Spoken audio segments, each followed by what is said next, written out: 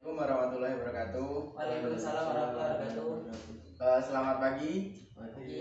Gimana kabarnya anak-anak? Alhamdulillah baik. Ya, jadi kegiatan pagi hari ini yaitu pelajarannya pendidikan sejarah Indonesia.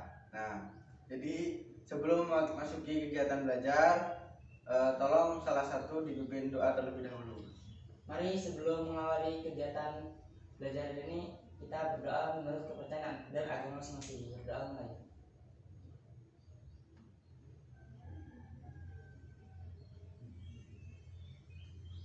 Berdoa selesai. Ya, jadi ini hadir semua ya? Ya Pak.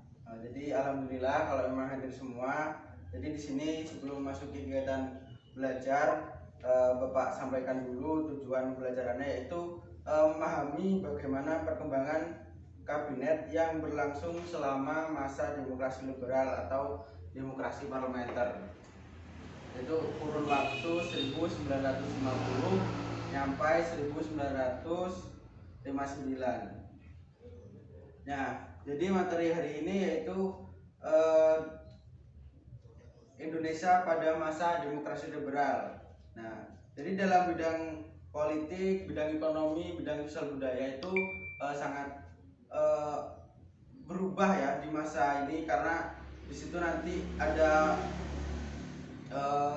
pergantian ini dalam politik, yaitu sistem pemerintahannya itu menjadi sistem parlementer. Menteri-menterinya pun banyak yang berganti, yaitu dan di situ memiliki sistem yaitu partai oposisi, yang dimana Undang-Undang 1945 itu tidak dipakai dan diganti dengan Undang-Undang Dasar sementara 1950. Nah, oke, sebelum ini Bapak kan udah ini ya, bagi modul dulu dibagi. Nah, di situ ada isi materi hari ini.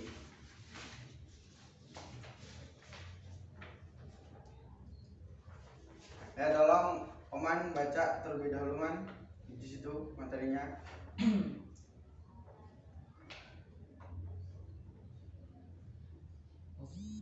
Dewan Nasional sesuai konsepsi Presiden Soekarno berhasil membentuk kabinet karya dengan Insinyur Juanda, tokoh yang tidak berpartai, sebagai Perdana Menteri dengan 3 wakil Perdana Menteri masing-masing dari PNI, NU, dan Parkindo.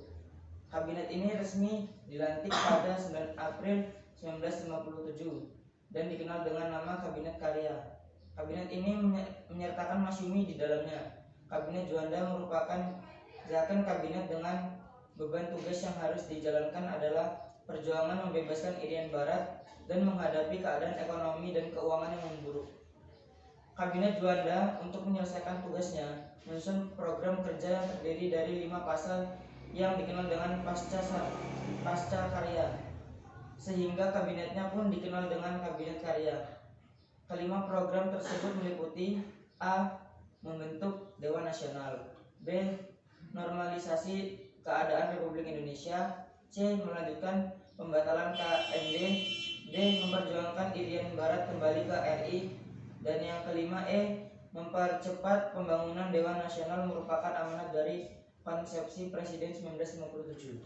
Nah, itu tadi yang dibacakan yaitu Kabinet Juanda. Itu di situ ada Pancakarya atau Pancakerja, pembentukan Dewan Nasional, normalisasi hubungan dengan Malaysia, pembatalan KMB, pengembalian Irian Barat, mempercepat pembangunan, yaitu pembangunan nasional terutama ya. Jadi sebelum Kabinet Juanda itu sebelumnya ada kabinet-kabinet. Yang pertama itu adanya Kabinet Nasir. Jadi Kabinet Nasir ini memiliki program kerja itu menanggulangan masalah keamanan, penyempurnaan susunan pemerintah dan angkatan perang. Nah, di situ ada lagi Kabinet Sukiman, Kabinet Wilopo, Kabinet Ali Sastra Amijoyo, Kabinet Burhanuddin Harahap, Kabinet Ali Sastra Amijoyo II. Nah, itu yang terakhir adalah Kabinet Juanda yang dibacakan Oman tadi. Coba dibacakan dibacakan yang selanjutnya. Ketika Indonesia kembali menjadi negara kesatuan, Undang-Undang Dasar yang digunakan sebagai landasan hukum Republik Indonesia bukan kembali Undang-Undang Dasar 1945 sebagaimana yang ditetapkan oleh PPKI pada awal kemerdekaan, namun menggunakan Undang-Undang Dasar sementara 1950. Sistem pemerintahan negara menurut Undang-Undang Dasar sementara 1950 adalah sistem parlementer. Artinya, kabinet disusun menurut perimbangan kekuatan kepartaian dalam parlemen dan sewaktu-waktu dapat dijatuhkan oleh wakil-wakil partai dalam parlemen. Presiden hanya merupakan lambang kesatuan saja. Hal ini dinamakan pula demokrasi liberal, sehingga era ini dikenai sebagai zaman demokrasi liberal. Sistem kabinet masa ini berbeda dengan sistem kabinet RIS dan dikenal sebagai Zaken kabinet. Salah satu ciri yang nampak dalam masa ini adalah sering terjadi pergantian kabinet. Mengapa sering terjadi pergantian kabinet? Hal ini terutama disebabkan adanya perbedaan kepentingan di antara partai-partai yang ada. Perbedaan di antara partai tersebut tidak pernah dapat terselesaikan dengan baik, sehingga dari tahun 1950 sampai tahun 1959 terjadi silih berganti kabinet, mulai kabinet Natsir atau Masyumi pada tahun 1950 sampai 1951, kabinet Sukiman pada tahun 1951 sampai tahun 1952, kabinet Wilopo atau PNI pada tahun 1952 sampai 1953. Kabinet Ali Sastro Mijoyo I atau PNI pada tahun 1953 sampai 1955. Kabinet Burhanuddin Harahap atau Masyumi pada tahun 1955 sampai 1956. Kabinet Ali Sastro Mijoyo II PNI pada tahun 1956 sampai 1957 dan kabinet Juanda atau Zaken kabinet pada tahun 1957 sampai 1959.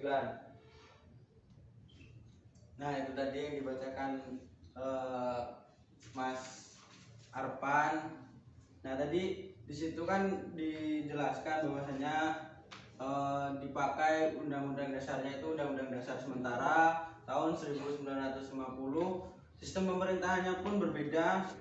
Nah, itu tadi ya, di situ kan itu sistemnya itu liberal, yang dimana di situ banyaknya partai oposisi, jadi banyaknya pergantian kabinet. Nah, coba ada yang bisa jawab nggak, kabinet Juanda itu berlangsung pada tahun berapa? Kabinet Juanda itu dari tahun 1957 sampai 1959. Nah, bagus. Nah, jadi 1957 nyampe 1959. Nah, kalau kabinet Sastro Amijoyo gimana, Arpan? Tahun berapa?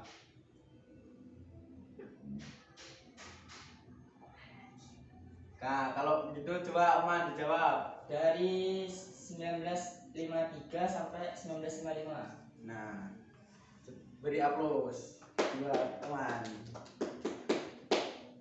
Nah, sebelum mengakhiri kegiatan belajar, di sini Bapak ada 2 pertanyaan. Ya, coba siapa yang bisa menjelaskan isi dari kabinet Juanda? Ya, Pak.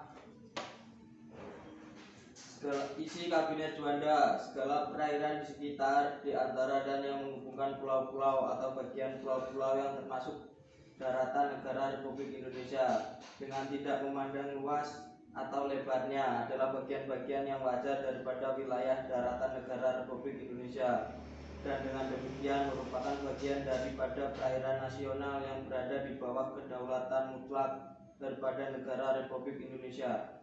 Lalu lintas yang damai di perairan pedalaman ini bagi kapal-kapal asing dijamin selama dan sekedar tidak bertentangan dengan atau mengganggu kedaulatan dan keselamatan negara Indonesia.